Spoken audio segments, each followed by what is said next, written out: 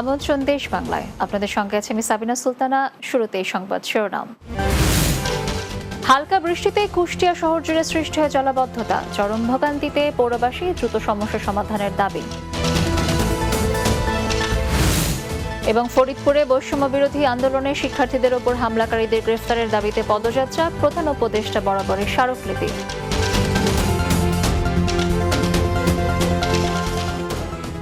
শুনছিলেন শিরোনাম, এবারে বিস্তারিত।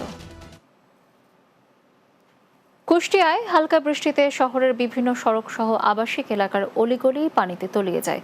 এতে চরম ভোগান্তিতে পড়েছে কুষ্টিয়ার প্রথম শ্রেণীর পৌরবাসী। এদিকে পৌর কর্তৃপক্ষ নালা নির্মাণের পরিকল্পনা করলেও তা বাস্তবায়ন করা হয়নি, তাই দ্রুত সমস্যা সমাধানের দাবি পৌরবাসীর। কুষ্টিয়া প্রতিবেদক এম লিটনুজ্জামানের প্রতিবেদন, জানাচ্ছেন মাহমুদ রুবেল। বৃষ্টির পানিতে কুষ্টিয়া শহর জুড়ে সৃষ্টি হয় জলাবদ্ধতা। শহরের ড্রেনেজ ব্যবস্থার অচলাবস্থার কারণে হালকা বৃষ্টিতে পানির নিচে তলিয়ে গেছে গুরুত্বপূর্ণ সড়ক সহ আবাসিক এলাকা।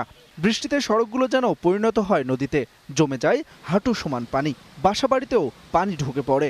এই পোস্ট অফিসের গলির সামনে থেকে কোটপাড়ার পিছনের এই রাস্তা পর্যন্ত একদম ভেজা অবস্থা। বৃষ্টিতেই প্রায় হাঁটু পানি হয়ে যায়। এলাকার যে বাড়িঘরগুলো আছে, ছেলেপেলে স্কুলে যেতে পারে না। আমাদের স্কুলে যেতে কষ্ট হয়ে যায়, পানির ভিতরে জুতা পরে যেতে পারি না, জুতা ভিজে যায়। এইখানে পানি উঠলেই আমাদের ঘরে পানি উঠে যায়, বাথরুমে পানি উঠে যায়।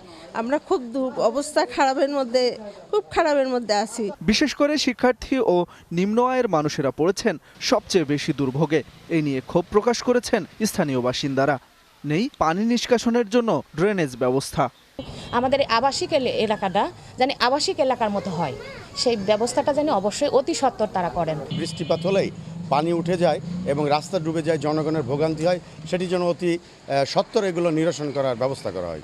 স্কুলে যেতে পারি না, তার জন্য আমরা এই রাস্তাটা ঠিক করার জন্য সরকারের কাছে অনুরোধ করছি। জনদুর্ভোগ লাঘবে সঠিক পরিকল্পনা করে নালাগুলো পুনর্নির্মাণ ও বিল্ডিং কোড মেনে কার্যকরী পদক্ষেপ নেওয়ার দাবি সচেতন মহলের।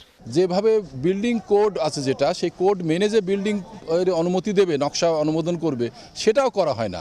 দেখা যাচ্ছে যে প্রতিটা রাস্তার ধারে তার মিনিমাম 5 ফিট জায়গা ছাড়তে হবে, সেখানে দেখা যাচ্ছে 2 ফিট 3 ফিট জায়গাও তারা ছেড়ে দিতে চায় না। তো এই বিষয়গুলো যদি কর্তৃপক্ষ না দেখে, তাহলে তো জনগণ কি করবে? সাধারণ জনগণের দুর্ভোগ তো বেড়েই যাবে। দীর্ঘদিনের এই জনদুর্ভোগের সমাধান চান এলাকাবাসী। Desk report, Bangla TV. হবিগঞ্জের বানিয়াচকে বৈষম্য বিরোধী আন্দোলনে নিহত আহত পরিবারকে বিএনপি চেয়ারপারসনের উপদেষ্টা ডাক্তার সাখাওয়াত হোসেন জীবনের পক্ষ থেকে আর্থিক অনুদান প্রদান করা হয়েছে। এ সময় উপজেলা বিএনপির সভাপতি মজিবুল হোসেন মারুফ, সাবেক আহ্বায়ক লুৎফর রহমান, সাবেক সাধারণ সম্পাদক ফরহাদ হোসেন বকুল, সাধারণ সম্পাদক নকি ফজলে রকিব মাখন সহ অন্যরা, বিএনপি ও সহযোগী সংগঠনের নেতৃবৃন্দ সহ নিহত আহতদের পরিবারের সদস্যরা উপস্থিত ছিলেন। ফরিদপুরে বৈষম্য বিরোধী ছাত্র আন্দোলন চলাকালে শিক্ষার্থীদের উপর হামলাকারীদের দ্রুত গ্রেফতার সহ 25 দফা দাবিতে পদযাত্রা করেছে শিক্ষার্থীরা। রোববার সরকারি রাজেন্দ্র বিশ্ববিদ্যালয় কলেজের শহর শাখা থেকে বিশাল একটি পদযাত্রা বের হয়। পদযাত্রাটি ঝিলটুলি, নীলটুলি প্রেস ক্লাব, জনতা ব্যাংকের মোড় হয়ে জেলা প্রশাসকের কার্যালয়ে গিয়ে শেষ হয়। সেখানে সংক্ষিপ্ত সভায় শিক্ষার্থীরা তাদের 25 দফা দাবি জানিয়ে বলেন, ছাত্র আন্দোলনে যারা হামলা চালিয়েছিল তারা এখনও প্রকাশ্যে ঘুরে বেড়াচ্ছে। পরে দাবি সম্বলিত একটি স্মারকলিপি জেলা প্রশাসকের মাধ্যমে প্রধান উপদেষ্টা বরাবরে দেওয়া হয়। ময়মনসিংহের ভালুকায় বন বিভাগের হয়রানিমূলক মামলা, ঘুষ, চাঁদাবাজি বন্ধের দাবিতে মানববন্ধন ও মহাসড়ক অবরোধ করে বিক্ষোভ সমাবেশ করেছে বিক্ষুব্ধ জনতা। এছাড়া ভালুকার রেঞ্জ কর্মকর্তা হারুনুর রশিদ খান ও কাদিগড় বিট কর্মকর্তা আনোয়ার হোসেন খানকে বরখাস্ত করে বিচারের দাবি জানান তারা। উপজেলার সিট স্টোর, বাজার, আল মদিনা শপিং কমপ্লেক্সের সামনে বিক্ষোভ করেছে ভুক্তভোগী এলাকাবাসী। পরে ভালুকা মডেল থানা পুলিশ ও সেনাবাহিনীর হস্তক্ষেপে মহাসড়ক থেকে অবরোধ তুলে নেন বিক্ষুব্ধরা। নানা কর্মসূচিতে সিলেট বিশ্ব হার্ট দিবস পালিত হয়েছে। এ উপলক্ষে ন্যাশনাল হার্ট ফাউন্ডেশন সিলেট শোভাযাত্রা, ফ্রি হার্ট ক্যাম্প, উচ্চ রক্তচাপ ও ডায়াবেটিস পরীক্ষা, আলোচনা সভা ও গণমুখী সেমিনারের আয়োজন করে। এতে প্রধান অতিথি ছিলেন সিলেটের বিভাগীয় কমিশনার আবু আহমদ সিদ্দিকী। বক্তব্য রাখেন ন্যাশনাল হার্ট ফাউন্ডেশন সিলেটের সহসভাপতি professor doctor M A Ahbab সহ অন্যরা। ভোলায় বিশ্ব শিশু দিবস ও শিশু অধিকার সপ্তাহ উদ্বোধন করা হয়েছে। দিবসটি উপলক্ষে জেলা প্রশাসকের মিলনায়তনে আলোচনা সভা অনুষ্ঠিত হয়। এতে প্রধান অতিথি হিসেবে উপস্থিত থেকে উদ্বোধন করেন নবাগত জেলা প্রশাসক মোহাম্মদ আজাদ জাহান। অতিরিক্ত জেলা প্রশাসক মোহাম্মদ মঞ্জুর হোসেনের সভাপতিত্বে এ সময় বক্তব্য রাখেন ভোলা জেলা শিশু বিষয়ক কর্মকর্তা আক্তার হোসেন সহ অন্যরা। দেশ বাংলার পর্যায়ে নিচ্ছে ছোট্ট একটি বিরতি। ফিরে আসার পর অন্যান্য সংবাদের সাথে আরও যা থাকছে। দুর্গাপূজা উপলক্ষে দেশের বিভিন্ন স্থানে উপজেলা প্রশাসনের প্রস্তুতিমূলক সভা, পর্যাপ্ত নিরাপত্তার ব্যবস্থার আশ্বাস।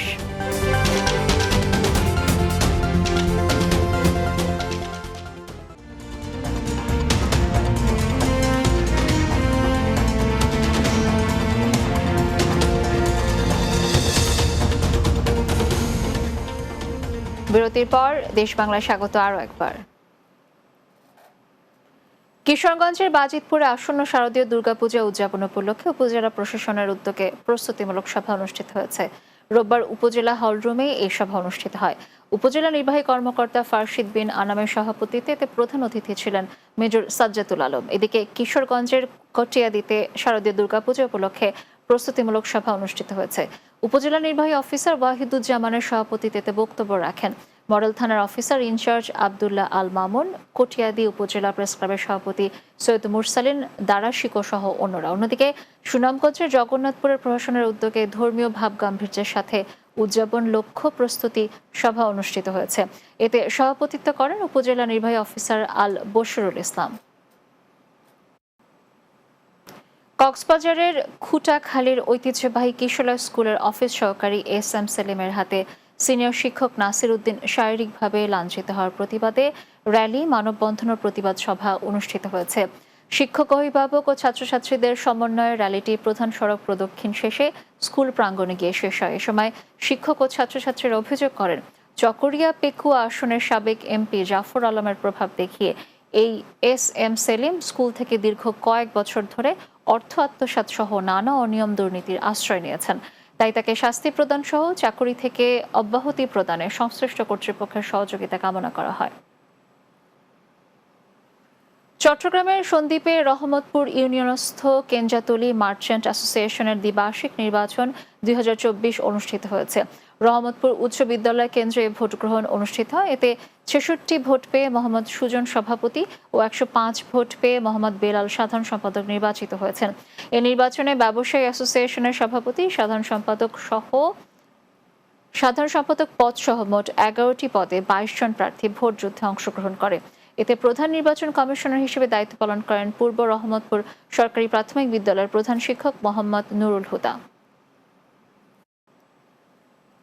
নরসিংদী জেলা প্রশাসনের সদ্য বিদায়ী কর্মচারীদের বিদায় সংবর্ধনা দেওয়া হয়েছে।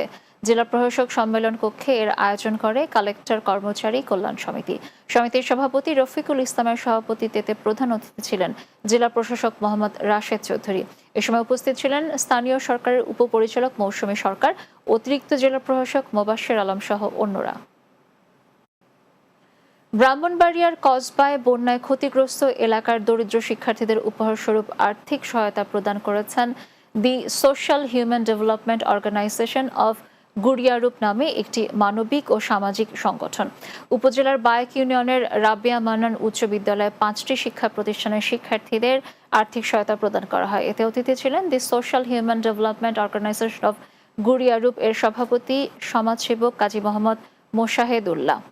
এদিকে আখাউড়ায় বন্যা ক্ষতিগ্রস্ত শিক্ষার্থীদের আর্থিক সহায়তা প্রদান করে সংগঠনটি।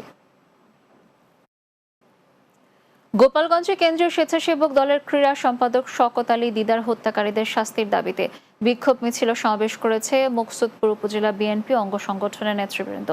মুকসুদপুর উপজেলা বিএনপির আয়োজনে এই বিক্ষোভ মিছিল বের হয়। মিছিলটি মুকসুদপুর উপজেলার বিভিন্ন সড়ক প্রদক্ষিণ শেষে চৌরঙ্গিতে শেষ হয়। এ সময় বক্তারা বলেন, স্বেচ্ছাসেবক দলের ক্রীড়া সম্পাদক শওকত আলী দিদার হত্যাকাণ্ডে জড়িতদের দ্রুত গ্রেফতার ও দৃষ্টান্তমূলক শাস্তি দাবি করেন। ব্রাহ্মণবাড়িয়ার বিজয়নগরে বুধন্তি ইউনিয়ন প্রবাসী সামাজিক সংগঠনের 4র্থ প্রতিষ্ঠা বার্ষিকী ও আলোচনা সভা অনুষ্ঠিত হয়েছে। এ সময় প্রধান অতিথি হিসেবে বক্তব্য রাখেন বিশিষ্ট সমাজসেবক মাহবুবুল আলম।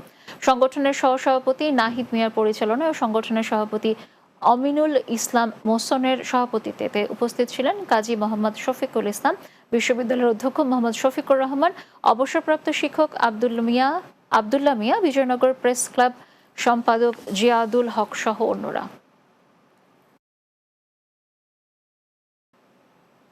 বাংলাদেশ মফস্বল সাংবাদিক সোসাইটি মৌলভীবাজারের বড়লেখা উপজেলা শাখার 15 সদস্য বিশিষ্ট দ্বিবার্ষিকী কমিটি গঠন করা হয়েছে। বড়লেখা পৌর শহরের নেয়ার মার্কেটে সংগঠনের অস্থায়ী কার্যালয়ে নতুন কার্যনির্বাহী পর্ষদের প্রথম সভা অনুষ্ঠিত হয়। সভায় সকলের সর্বসম্মতিক্রমে বাংলাদেশ মফস্বল সাংবাদিক সোসাইটি বড়লেখা উপজেলা শাখার সভাপতি আব্দুল হাফিজ চৌধুরী, সাধারণ সম্পাদকের দায়িত্ব দেওয়া হয় মোহাম্মদ রুয়েল কামালকে। বর্ণাঢ্য আয়োজনে সিলেটের ওসমানীনগর প্রেস ক্লাবের কার্যালয়ের উদ্বোধন করা হয়েছে। তাজপুর বাজারস্থ ইরশাদ আলী শপিং সিটিতে ফিতা ও কেকেট উদ্বোধন করা হয়। এতে সভাপতিত্ব করেন প্রেস ক্লাব সভাপতি শরীফ আহমদ চৌধুরী এবং সঞ্চালনা করেন সাধারণ সম্পাদক হারুন রশিদ। স্থানীয় রাজনৈতিক সাংবাদিকরা এতে উপস্থিত ছিলেন।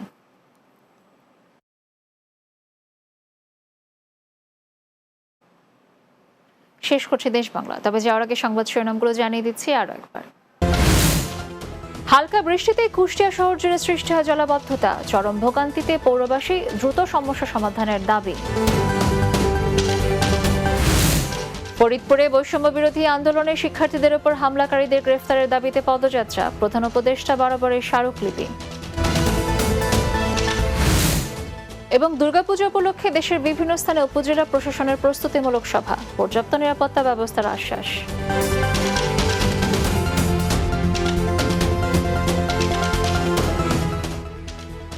দর্শক, এই ছিল দেশ বাংলায়। আমাদের পরবর্তী সংবাদ বিকাল 4:30 দিনের বাংলা দেখার আমন্ত্রণ রইল।